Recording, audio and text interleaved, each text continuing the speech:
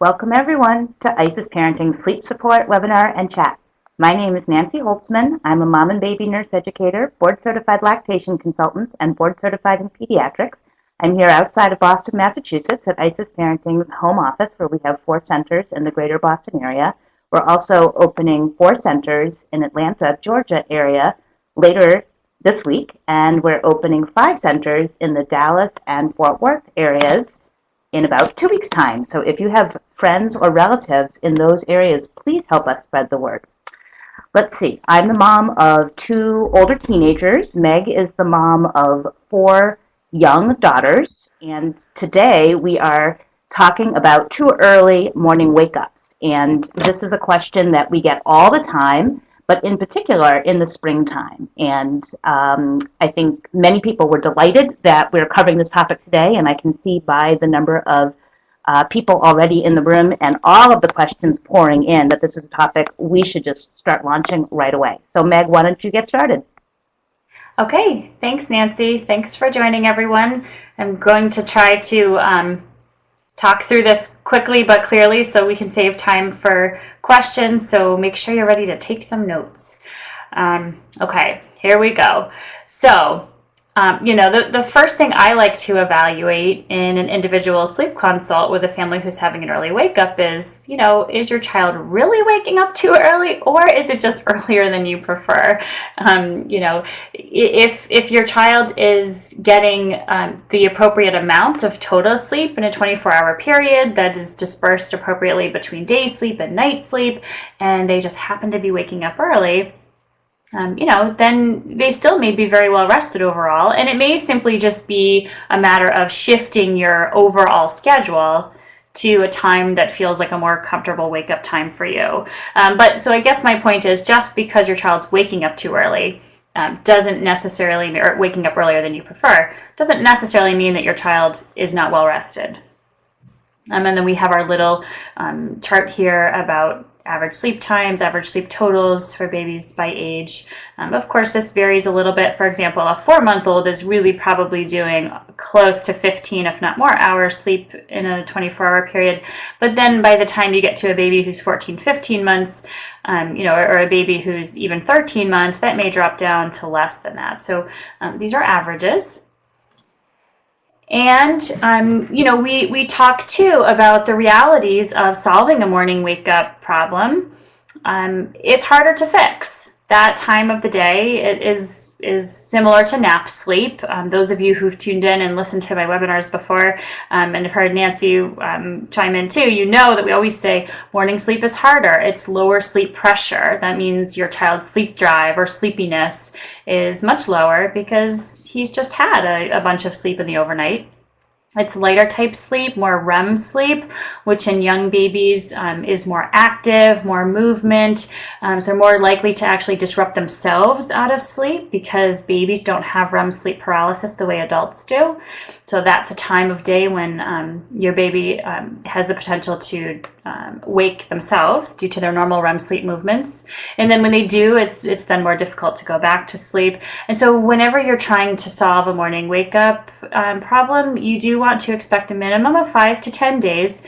This, of course, will depend on what type of intervention you end up layering on top of your underlying problem solving. I often do tell parents that you may feel like the first 5 days nothing's happening. It's the next 5 to 10 days that I would expect you to start to see real signs of progress and improvement. Again, depending on the style of plan you're doing, will depend on how quickly you go from there. So just a little refresher on your child's sleep. This here is the graph of your child's circadian rhythm. That's the graph in blue here. This is for a child. What you're seeing here is just a depiction of some hormones, sleep hormones. This is a child here who's having a single midday nap. So the theory is that if your child's having more naps than this, there would be additional bumps in the graph at different times of the day. And then your child has this stretch of natural awake time in the early evening before the sleep hormones then build again to drive your child to sleep and stay asleep throughout the night.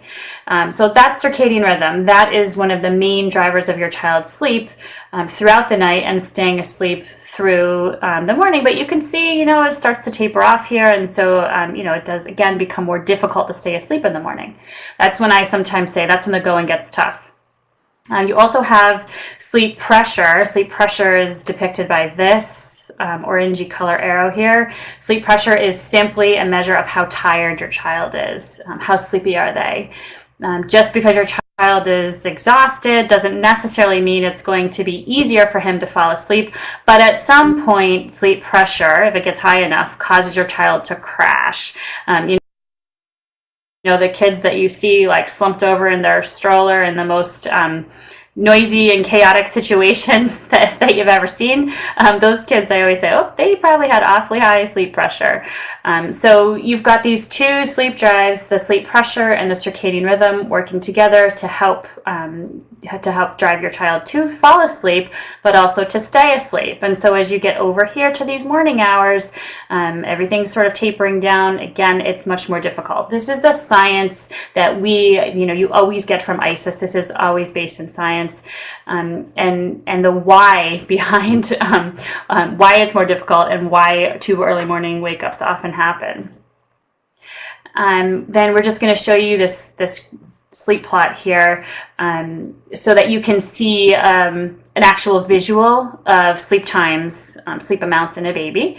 What you're going to see next here, just remember, for those of you who haven't seen this before, over here around 6 a.m., or if your wake-up time is 7 a.m. or 8 a.m., whatever time it might be, this is actually your morning. The baby's morning wake-up time on the next chart you're going to see is not over here like you might think. Okay, and so the shaded in blocks are when baby is asleep. The white blocks are when baby is awake. And so if you take a look here, I talked to a family last night with a newborn baby, a 6-week-old, and I was thinking, I wish I could show them where they are right here on their chart. But as you go through your baby's first year, you see sleep organize, sleep consolidate. You see your baby's circadian rhythm maturing and the ability to fall asleep and stay asleep for these longer stretches of time. And that's when we also start to have more of this expectation for, okay, yes, now I do expect my baby to sleep a full night and to be sleeping in past 5 a.m. in the morning. Now, when you are looking to establish and solve an early morning wake-up pattern, you are always going back to the basics. I'm going to talk through each of these a little bit, but we have webinars too. Nancy, if anyone's asking, Nancy's always good about posting links for you to go back and check out any past recorded webinars. So as I talk about things like the importance of darkness or the appropriate sleep environment or the schedule, you'll be able to go back and take a look at those webinars if you need a little refresher too. Okay, so here we go. Common causes of early waking. We've used this poor baby's picture so many times. I wonder if the mom here, Nancy, I wonder if this is one of your Twitter followers, but morning light equals wake up. So if your baby's room is becoming bright in the morning, and now it's getting bright at 5 o'clock in the morning, 5:30 in the morning, depending where you live, it's really getting light. And so if your baby is waking up too early, one of the first things you want to look at is how bright is my baby's room? And it really needs to be dark. I mean, if you have a young baby, your baby's not afraid of the dark. That's something that may be learned later with older, toddlers. But in terms of babies, as dark as you can get it is better. You definitely should not be able to read anywhere in the room. This particular guy has a really sheer curtain, not to mention which is hanging over into the crib.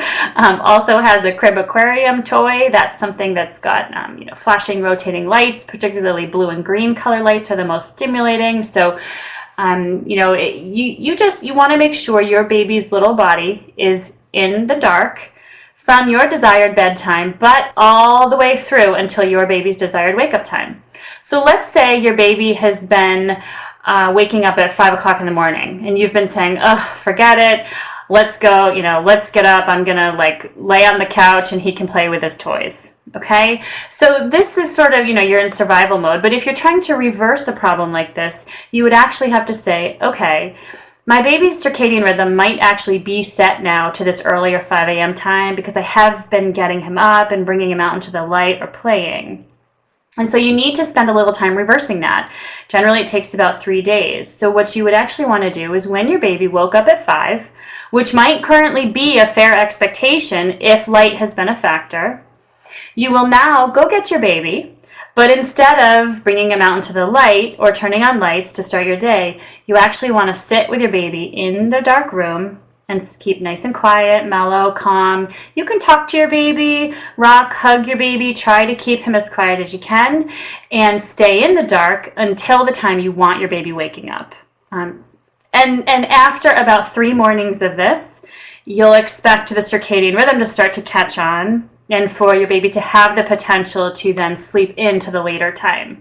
Now, it doesn't mean you might not have some behavioral things, some habitual wake-ups, or some sleep associations that are factoring in. Remember, I said there could be more than one thing going on here. But darkness is going to be essential. Okay, noises can also trigger wake-ups. Remember that sleep pressure is lower. Your baby's in a type of sleep where their threshold for arousal due to noise or environmental change is much lower. And so you want to make sure your baby's environment is nice and constant. If your air conditioner is going to be clicking on with a loud whir and a hum at 5 o'clock in the morning, that's a potential problem. If you have traffic, birds, dogs barking, noisy neighbors, whatever it might be, then you just want to make sure you're trying to mask as much of those noises as you can. We love white noise machines. The Dome SleepMate is a really popular product. It's like a professional grade white noise machine. It's just got a nice whooshing background noise and it stays on all night. It's important that you do use a white noise machine that will stay on throughout the night. Okay, so make sure your baby's environment, just double check your baby's environment. I tell the story sometime of Erin, who co-leads the sleep team with me, who was having trouble with her baby waking up too early in the morning, and she just couldn't figure it out. She knew just what to do. And it turned out that their neighbor's alarm clock next door, in the apartment next door, was going off at about 6 a.m. every morning and waking up her baby as well. So, they were able to remedy that. But, any change that time in the morning could be trouble. All right, so we often talk about your baby needing to not be overbundled, needing to be cool. The body temperature has to drop at different times during the night. And so it is important, especially now as we're going into the summertime, that your baby's body temperature will have the ability to change and drop when it needs to, and that your baby's not overbundled. So Nancy, did you want to talk a little bit? Nancy's the swaddling and baby clothing guru expert.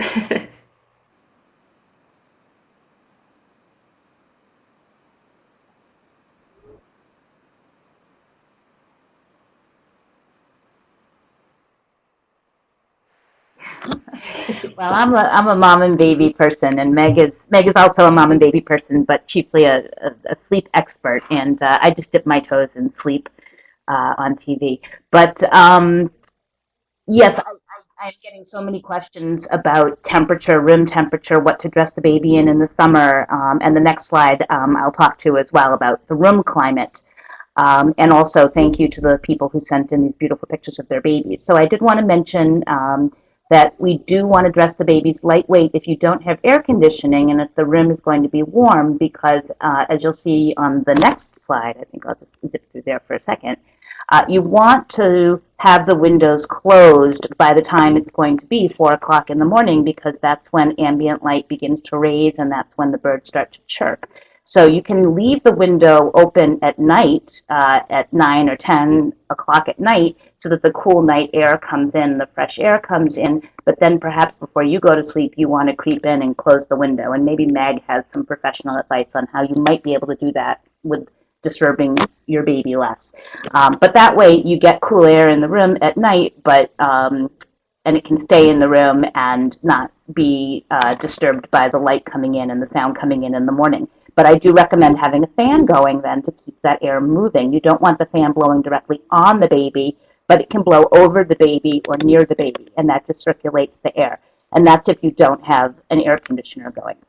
And then, of course, you want to dress the baby appropriately for the climate. So there's already a question in the chat room about what temperature you should keep the room. And we always talk about the fact that it's not one specific temperature we're concerned with. It's the temperature plus what the baby is wearing or not wearing that equals the baby's body temperature. So if you like your house chilled from air conditioning, then you might be dressing the baby the same way you do in the winter.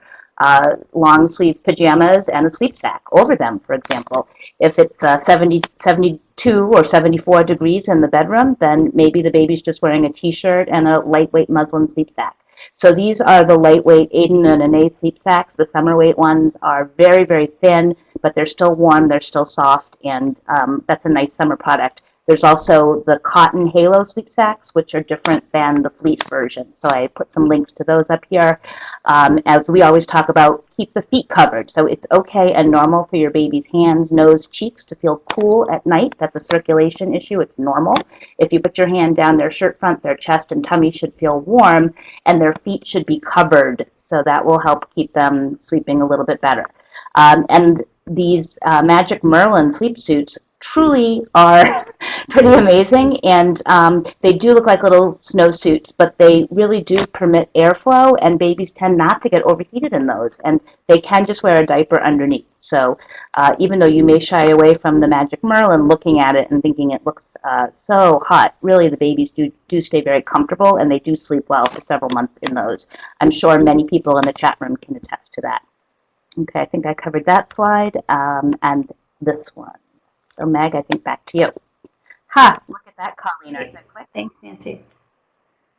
Look at his hat. That's so cute.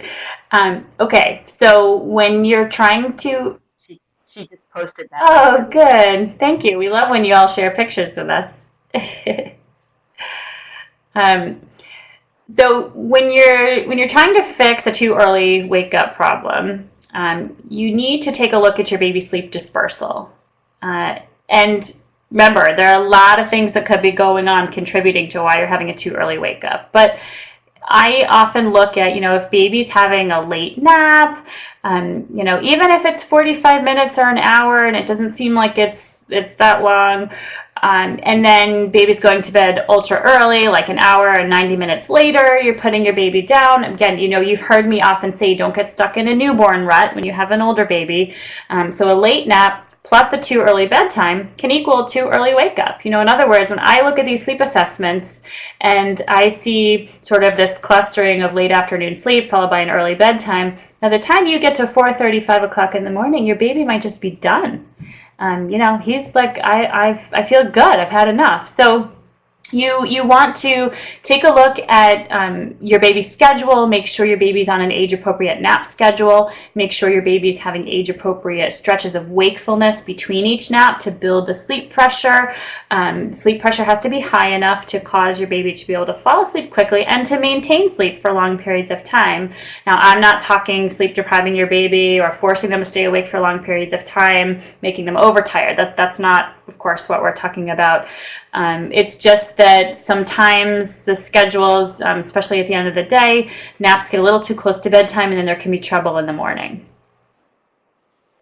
Okay, so you also want to take a look at if baby can initiate sleep on her own. I have to say something about this baby. She is so gorgeous. Is this the same baby, Nancy? These cheeks? She's beautiful. I love all the lovies. Okay, so you want to ask yourself if your baby knows how to fall asleep on her own.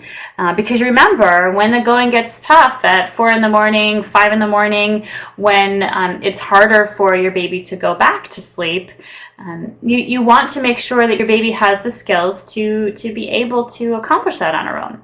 So you'll want to think about teaching your baby to fall asleep independently so she can then do it in the morning or in the middle of the night or whenever you'd like her to as well. Remember that you always start teaching your baby how to fall asleep on her own at bedtime first. It won't go over well if you rock your baby or nurse your baby to sleep or bottle your baby to sleep at bedtime when it's fairly easy to fall asleep. And then at 5 in the morning say, sorry, you're on your own.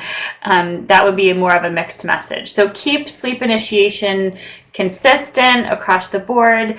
You might need to begin some sort of intervention to help your baby accomplish that. Yes, introducing a levy if your baby's old enough. Nancy's got a great blog link here that you could check out when that might be appropriate. So that your baby may also be able to turn to something for a little bit of comfort in the middle of the night or in the early morning when she's trying to go back to sleep. And then you want to take a look at behavioral reasons as well, meaning, is this just a habit for an older baby? They sort of have this, this normal, what might be a normal sleep cycle arousal at 4:30 in the morning or 5 in the morning, but they're used to having some interaction or visit from mom and dad, and so now it has just become a habit. And the remedy for that, for older toddlers, of course, or preschoolers, might be some type of limit setting, like, for example, using a morning wake-up sound, which we have a webinar recorded for that as well. And you might also end up doing an intervention of choice. Now, I keep saying your sleep intervention. As those of you know who've listened before, that's sort of like... That's like the answer to all of this when you've taken a look at your schedule and your environment, and you've taken a look at all of the factors that could be contributing to your baby's wake up, and you realize, okay, I've done it all perfectly. The only thing that's left to do is to actually teach my baby how to actually go back to sleep on her own. That's your sleep intervention. How you do that is very personal for every family, every situation, your parenting style, your baby's temperament, your baby's age. There's so many factors that play into that, and that's where an individual sleep consult can be really helpful. If that's where you found yourself ended up and you're still not sure what to do, of course,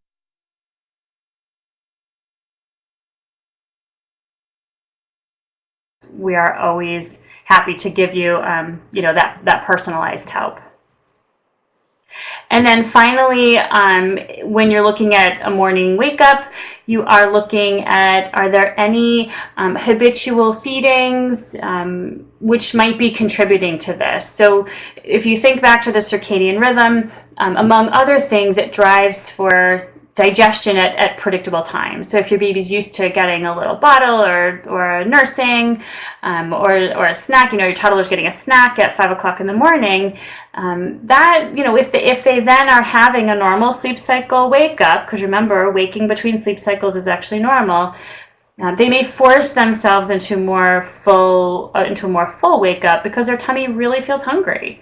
So if your baby's past the point of needing to eat at 4 or 5 in the morning, but the habitual digestion cue is keeping this wake up going, then you may need to figure out how to wean down or reduce that feeding. And by wean down, I don't mean wean your baby. I mean reduce away the calories that your baby has been getting at that time of the night.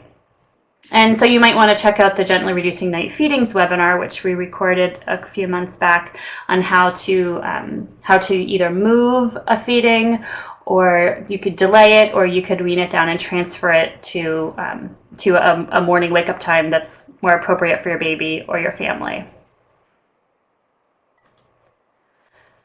And then, like I said, when you've taken a look at everything that could be factoring in, the darkness, the schedule, the sleep dispersal, the feedings, Does my baby know how to go to sleep at bedtime? All of it. You've got to put all of it together, and your baby's still waking up at 5 a.m. Then you may have to take a look at the type of intervention that's going to work best for your family. Remember that these interventions in the morning can be more time consuming than what you might expect to experience at bedtime. Can often take at least 5 to 10 days for just to see a change.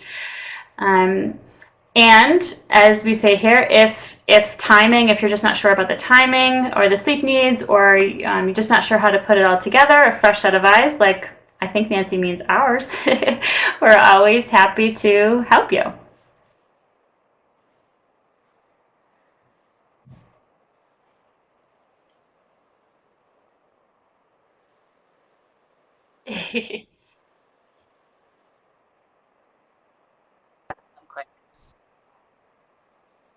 Yes, that is what I meant. And you can see, too, that there's all kinds of help sometimes that are needed. Sometimes people say that one of the issues of their child waking up early is that at 4:30 or 5:30 a.m. they feel a little pat, pat, pat on their cheek as their cheeky little monkey climbs out of the crib and comes into the parent's room. So those are all different issues that we certainly can assist with in gentle, nurturing, highly personalized ways. All right, I think we can take a couple questions. Here's a mom. She is a first timer here at our sleep consult, at our sleep webinars, and let's see. Get that question. 6-month-old started to sleep through the night 4 weeks ago. Ever since then, he's been getting up around 5 a.m. His bedtime is around 7:45. He's awake for 2 hours after wake-ups, and he seems happy. She nurses. He's alert and wide awake. He naps 3 times a day and gets about 4 hours. Oh, this mom is on the ball. Gets about 4 hours of daytime sleep. Is he getting enough sleep in 24 hours, and how can we get him to sleep later? Well, she put that question in at the beginning of the webinar, so hopefully some of the things. What time does baby wake up? But I love how she's thinking about the combination, the bedtime, the daytime sleep, the timing of it. Meg, can you just... Baby wakes up at 5, baby goes down at 8, wakes up at 5, and is doing 3 naps a day at 6 months. So that all sounds pretty appropriate. I would definitely be looking at the schedule, how the schedule's fitting in during the day, how early that morning nap is starting, how long that first nap is. If the morning nap is really long, it may be a sign that baby's not sleeping in late enough in the morning. On paper, 9 plus 4 is 13. She's sort of hovering low, slightly lower than average. Now, averages are there for a reason because some babies will be lower. But, if it were my baby, I would try for more. I can tell you that. And so, I would take a look. Now, I'm not sure if she said, too, is she getting up and starting her baby's day at 5? And so her baby...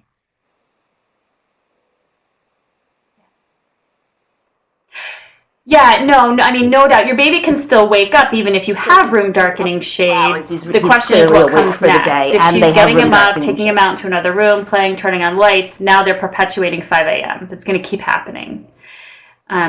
If she wants to reverse the 5 a.m., then, even when he wakes up at 5, he has to stay in the dark for the extended period of time and let that light exposure start to shift the circadian rhythm before she could then expect him to sleep to the later time. Does that make sense? Okay.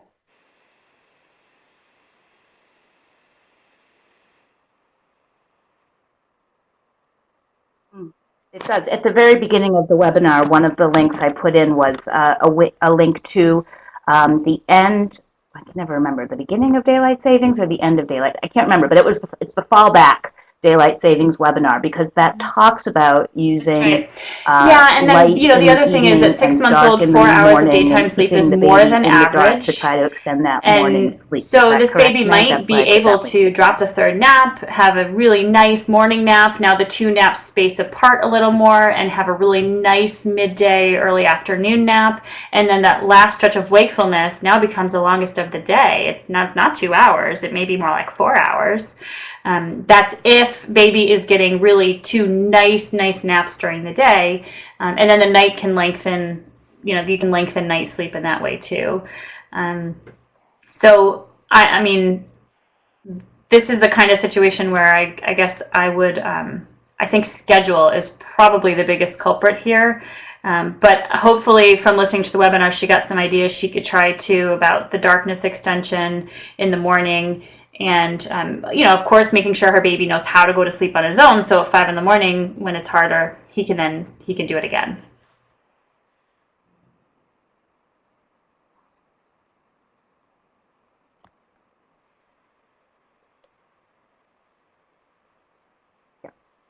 Okay, let's see. Here's one maybe I can tackle, and then you can add on. This mom says, my 10-month-old wakes up early in the morning with his head pressed up against the side of the crib. I think that is what is waking him. Any thoughts or suggestions? So I will post the webinar link to gross motor development and sleep disruption, rolling, sitting, standing in the crib, that covers this in great detail. But as Meg said at the very beginning of the webinar, early morning is tougher because the sleep pressure is lighter, and any disruption or any half awake state, it's going to be harder for your baby to hang out and then fall back asleep. So my guess is that your baby is doing all kinds of things in the crib at the beginning of the night and the middle of the night too, including wedging himself into the corner, because it seems like most babies really do seem to like to sleep with their head up against the bars at times. And it's just that it's in the morning that you're finding him, and he won't resettle because he's not thoroughly exhaused, and it's just harder to go back to sleep. And so I think a lot of the methods that Meg talked about at the beginning if the crib was of the webinar is just recently, the fact that he is against the crib rails. I don't think it's the major. It might look a little uncomfortable. Think, it might even leave a little red line on your baby's head, but the cribs aren't sharp, nice smooth wood. There's nothing to be done from a physical standpoint. You may find some help with that developmental milestone webinar, just in teaching your baby to reposition or roll around. How old was this baby again, Nancy? Just 5 months? Oh, 10 months. Oh, so, maybe a lovey, if that helps, if you have a little lovey, like if it's one particular corner that he's always sort of mashed up in, which is often the case, then maybe you sort of tuck a little, like I put an angel deer in the corner of my daughter's crib. Sometimes I'll put one in each corner. So if she gets into the corner, she's got a little, her little lovey there.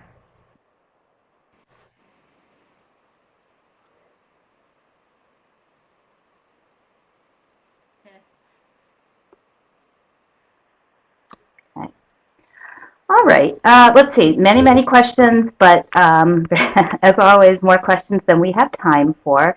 And again, you can kind of see it's a little, it always makes us feel bad to try to answer the questions, even though we hope it's helpful, because sleep is such a conversation. It's really hard to have a one-sided conversation.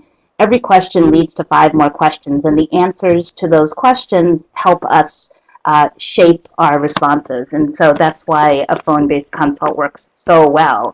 We can recommend, by now I think we've got 30 or 40 different sleep webinars. So typically I kind of give homework and say, well, here's, the 4 webinars that would be beneficial for you to watch. And then you can kind of, sort out where your issues are and cobble together a plan and mostly be successful. But you can also just give us a call, and we do it with you over the phone and work with your parenting style and with your specific child's responses.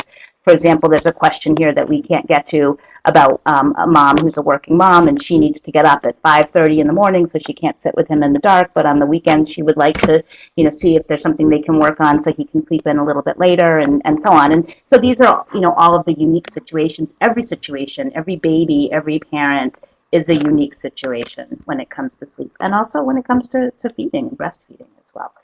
I see a mom in the chat room who has a question about she's exhausted, her baby's only napping in the ergo, mom can never get a rest either, etc. The baby is just 3 months old, so I'm going to put some links in there for you.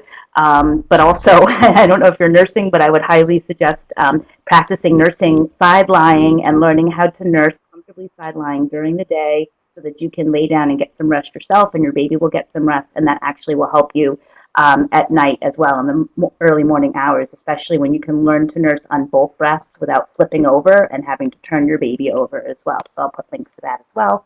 On Thursday, our our breastfeeding webinar at 12 noon. Every Thursday, we do breastfeeding and pumping at 12 noon, and the topic is the continuation of low supply concerns and building milk production. So 2 weeks ago, I did causes of low production. Last week, I did increasing milk production, and this week I'm going to do all of the Q&A that we didn't get time to do in the last 2 weeks. So join me on Thursday at 12 noon for breastfeeding and pumping, and we'll talk about milk production and milk supply. And come back next week. Meg, what age group are we covering next week?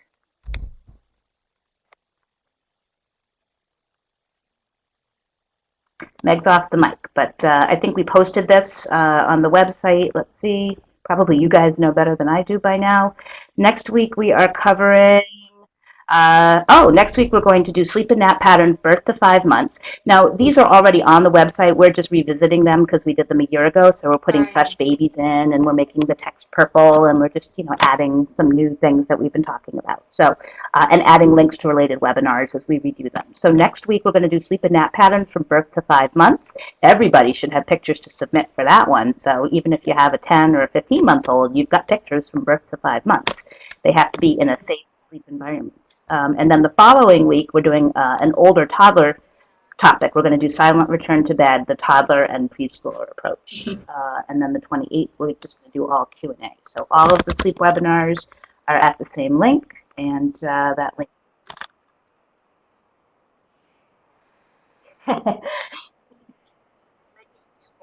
We'll make an example of them, like Nancy, if they send you a picture and they're not in the sleep safe. Okay, so let's see. We might talk about them. Yes, and just to revert back, I'm going to post those links. Like us on Facebook and sign up for the Age and Stage-Based newsletter, because that's what makes the ISIS team here feel that our time and money is well spent on these free webinars. Please do also support ISIS by purchasing your Dom Sleepmate or your Magic Merlin sleep suit from us, rather than just going on Amazon, because we're providing you with all this information. And there you have it. If you have friends and relatives in Dallas and Atlanta, please let them know we're coming. In fact, we're coming this week and next week. 9 centers are opening, and we're very excited about it. And I wish you a wonderful, nurturing, sleep-filled week. Bye, everyone, and thank you, Meg.